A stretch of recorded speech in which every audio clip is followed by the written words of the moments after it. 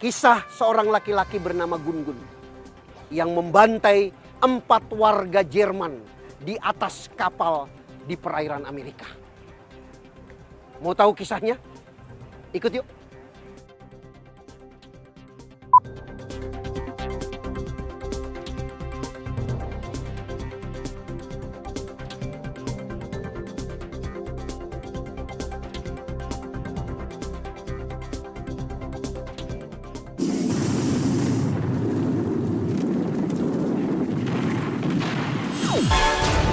Jadi kalau saya berkelahi, kalau saya tidak kalah berarti saya menang.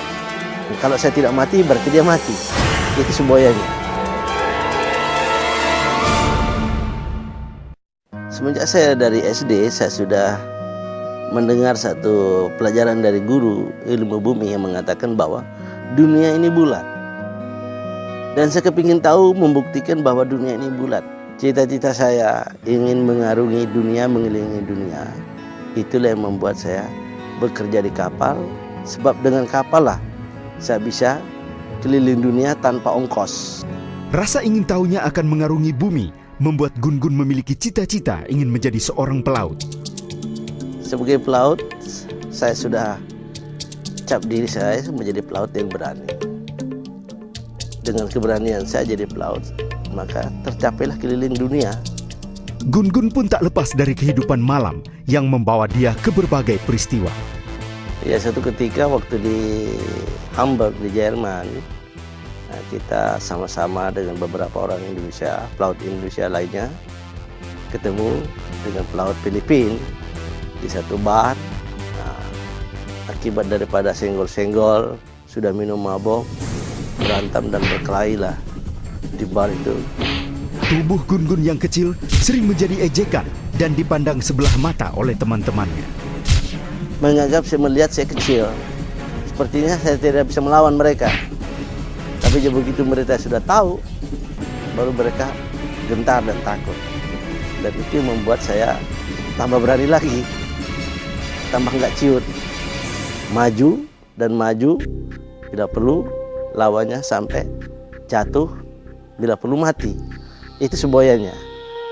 Jadi kalau saya berkelahi, kalau saya tidak kalah berarti saya menang. Dan kalau saya tidak mati berarti dia mati.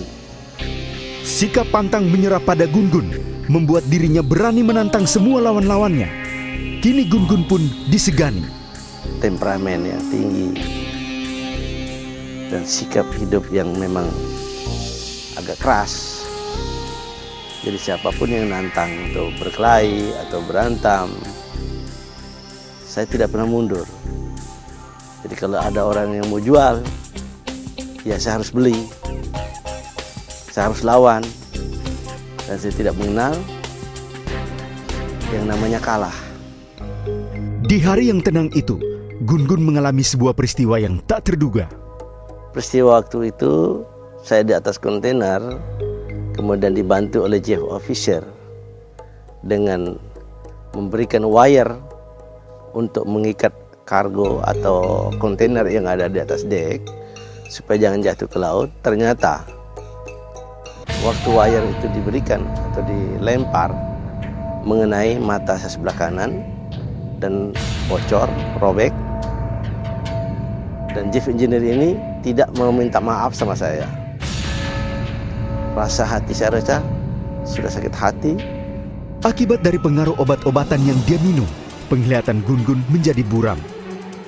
Obat mata yang diberikan oleh dokter dari rumah sakit itu membuat mata saya jadi kabur. Tambah saya rasanya frustrasi, sakit hati. Dengan mata yang kabur berarti mata saya tidak bisa melihat dengan baik lagi. Dan apa gunanya hidup kalau sudah mata sudah kabur begitu? Ya udah, disitulah saya putus asa, sakit hati, berkecamuk dengan emosi, amarah. Maka dari situ ambil satu tindakan, bunuh 4 orang Jerman. Roh kematian merasuki tubuh Gun-Gun. Detik demi detik, hawa jahat mulai menyelimuti seluruh kapal. Gun-Gun pun siap untuk mengeksekusi keempat nyawa warga negara Jerman.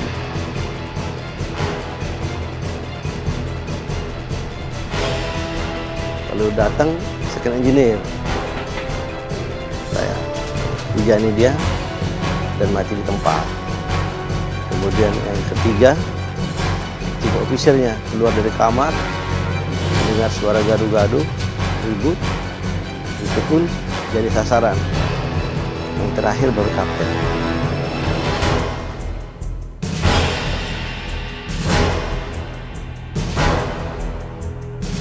Dengan situasi kondisi dia sedang kirim SOS karena ini sudah memberikan laporan bahwa Gun-Gun pukul dia, mau bunuh dia. Kemudian kapten sempat kirim SOS. Dan terakhirlah kapten ini dia mengatakan bahwa Please, Gun, don't kill me. I want to give you how much money you want. I don't need your money. saya harus bunuh kamu. Saya harus tenggelamkan kapal ini. I want to kill you. Dan itulah yang terakhir saya bicara dengan kapten. Dan saya putusin kabel telepon. Sekaligus hujani dia dengan pisau terhunus. Dan mati di tempat, di kamar kemudi. Dalam kepanikannya, Gun-Gun menenggelamkan kapal laut tersebut bersama teman-temannya. Kami turun ke Skoci untuk menyelamatkan diri masing-masing. Kami ditangkap di Miami, khususnya ya di Wispala Beach. Semua polisi FBI dan imigrasi, polisian dan sebagainya. Dan saya diborgal, 4 orang Indonesia dan 1 orang Filipina dimasukkan di dalam penjara imigrasi. Waktu diinterogasi, saya katakan bahwa saya yang bunuh 4 orang Jerman dan saya yang tenggelamkan kapal milik bendera Panama ini, dan saya siap menerima apa yang menjadi hukumannya sekarang. Tapi tolong teman-teman kami ini harus dipulangkan.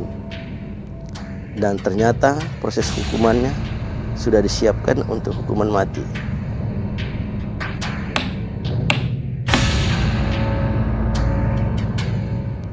Akhirnya di dalam hukum internasional masuk pengadilan di kota Miami yang dihadiri oleh 4 negara, Jerman, Amerika, Panama, dan Indonesia. Dan ternyata yang berhak untuk mengadili dan menghukum yaitu Panama.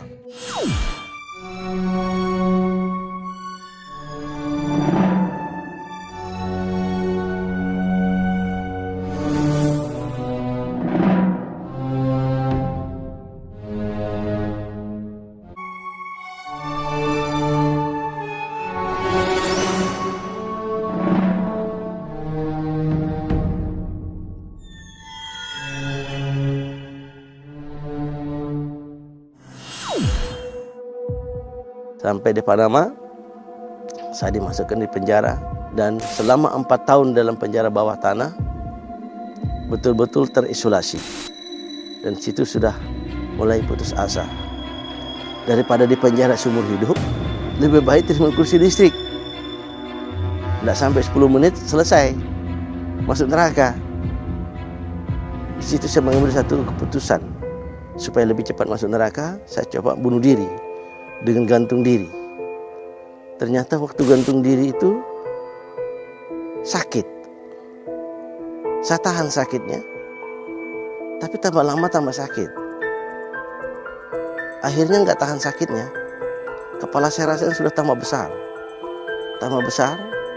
dan di situ saya merasakan bahwa kok bisa sakit seperti ini, kok mau mati kok susah. Dan perhatian saya dan hati saya mengatakan bahwa kau masuk neraka kau susah. Dan ternyata neraka tidak mau terima saya. Neraka menolak. Di suatu hari perayaan keagamaan, Gun-Gun mengalami kejadian yang aneh. Ada peristiwa Paskah. Perayaan Paskah di dalam penjara, semua tahanan boleh keluar. Terkecuali tahanan bawah. Tanah tidak boleh keluar. Tapi itulah mujizat pertama. di mana kepala penjara, Tuhan gerakkan hatinya. Dia buka sel saya dengan anak buahnya buka, dan saya dipersilahkan untuk ikut Paskah. Dan di saat saya itu mendengar khotbah yang disampaikan oleh seorang pendeta dengan khotbahnya pakai bahasa Spanyol. Saya tidak mengerti bahasa Spanyol, saya tidak tahu bahasa Spanyol, tapi saya tertarik mendengar suara khotbahnya itu, dan saya perhatikan. Ternyata di saat-saat akhir daripada khotbahnya, sedengar pendeta ini berkhotbah seperti bahasa Indonesia yang keluar dari mulutnya. Padahal dia pakai bahasa Spanyol, tapi saya dengar seperti bahasa Indonesia. Itu yang membuat hancur hati saya, yang mengatakan bahwa Yesus Kristus datang ke dunia untuk menyelamatkan orang berdosa. Siapa di antara kalian yang ada di dalam ruangan ini, dalam ibadah ini, dalam perayaan Paskah ini, yang mau terima Yesus menjadi Tuhan dan Juru Selamatnya pribadi, harap maju ke depan. Seperti itu saya dengar. Dan di situ saya merasa hati saya berdebar. Seperti ada yang tarik saya, ada yang dorong saya, dan di kursi itu seperti ada paku. Itu membuat saya tidak bisa duduk tenang. Akhirnya saya berdiri. Saya mau maju ke depan, saya takut 2 polisi kiri kanan. Karena di antara semua tahanan, saya yang paling lain di situ. Tetapi seperti ada yang tarik, ada yang dorong, dan di kursi itu seperti ada paku. Dan itu yang membuat saya tidak bisa duduk, dan saya memberanikan diri melangkah sampai di depan mimbar.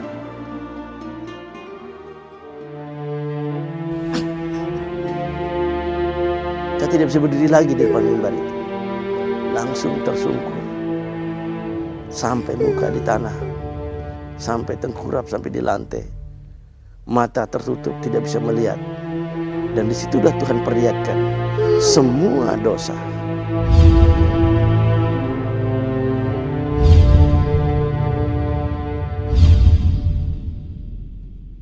Disitulah saya merasa takut. Disitu saya berseru pertama kali, dan saya mengaku bahwa Yesus, Engkau adalah Tuhan. Ampuni semua dosaku, dan ampunilah semua salahku. Dan sekarang hari ini saya terima Yesus menjadi Tuhan dan Juru Selamat saya pribadi. Ibadah selesai, saya dikembalikan ke sel kembali, dan sampai di sel saya merenung. Dan di situ saya katakan, Tuhan, kalau saya dibebaskan dari penjara ini, dan Engkau sudah menyelamatkan hidupku, dan dosaku sudah diampuni, saya siap untuk menjadi hamba-Mu. Itulah janji saya. Seperti mimpi yang menjadi kenyataan, Gun-Gun mengalami peristiwa yang tak pernah dia duga. Itu kepala negara, Presiden Republik Panama waktu itu, yaitu Dr. Aristides Royo. Dia mengeluarkan dekret yang mengatakan bahwa semua tahanan orang asing yang berada di wilayah Panama yang sudah diadili dibebaskan dengan membayar ongkos sendiri kembali ke negaranya masing-masing. Satu-satunya yang belum diadili adalah Gun-Gun Supardi, yang nama tercantum juga dalam pembebasan itu. Hanya kasih Tuhanlah yang mampu menyelamatkan dan membebaskan Gun-Gun dari segala hukuman dan maut. Dan orang yang takut akan Tuhan berarti dia akan lepas daripada kejahatan. Orang yang takut akan Tuhan berarti dia akan berhenti menjadi orang sombong. Orang yang takut akan Tuhan pasti dia akan rendah hati. Orang yang takut akan Tuhan pasti dia akan lemah lembut. Dan itu yang saya pegang. Saya mengucap syukur kepada Tuhan karena saya dibebaskan dari belenggu dosa, dari segala tuduhan dan hukuman mati.